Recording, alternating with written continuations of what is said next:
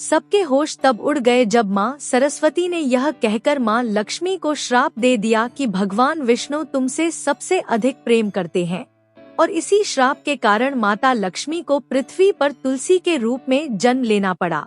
कहानी उस समय की है।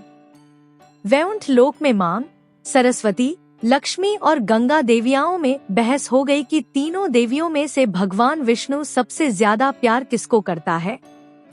क्योंकि सरस्वती ज्ञान, विद्या और कला की देवी थी, लक्ष्मी धन, वैभव और समृद्धि की देवी और गंगा पवित्रता, शांति और शुद्धता की थी। भगवान विष्णु तीनों का समान आदर और सभी से समान प्रेम रखते थे। लेकिन तीनों देवियों के मन में यह प्रश्न उठने लगा कि संसार में सबसे अधिक महत्व किसका है, ज्ञान का, धन का या पवित्रता का। यह विचार धीरे धीरे बहस में बदल गया। नारद मुनि भी वहां पहुंचे और अपने स्वभाव के अनुसार अलग अलग दृष्टिकोण रखकर बहस को और गहरा कर दिया। इसी दौरान माँ सरस्वती के मन में एक आशंका जन्म लेने लगी। उन्हें लगा कि भगवान विष्णु का ध्यान अब ज्ञान से अधिक धन और पवित्रता की ओर जा रहा है। कभी कभी विष्णु का गंगा के प्रति विशेष स्नेह देखकर सरस्वती के मन में ईर्ष्या और असुरक्षा उत्पन्न हो गई। उन्हें लगा कि ज्ञान का महत्व कम होता जा रहा है। जब सरस्वती ने इस विषय पर माँ लक्ष्मी से समर्थन चाहा तो लक्ष्मी ने किसी का पक्ष नहीं लिया और शांत रहने का प्रयास किया।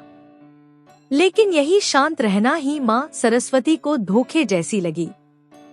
क्रोध और भावनाओं में बहकर उन्होंने लक्ष्मी को श्राप दे दिया कि तुम वैकुंठ छोड़कर पृथ्वी पर पौधा रूप में जन्म लोगी, और इसी श्राप के कारण कहा जाता है कि धरती पर माता लक्ष्मी ने तुलसी का रूप धारण किया। यह श्राप सुनकर लक्ष्मी दुखी हुई, लेकिन उन्होंने उसे शांत भाव से स्वीकार किया। उसी क्षण माँ गंगा भी क्रोधित हो उठी और उन्होंने सरस्वती को श्राप दे दिया कि उन्हें भी पृथ्वी पर नदी के रूप में अवतरित होना पड़ेगा ताकि मानव उनके जल से पुण्य प्राप्त कर सके।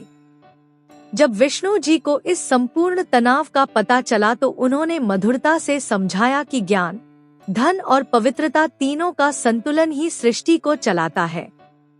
कोई भी शक्ति अकेले पूर्ण नहीं होती।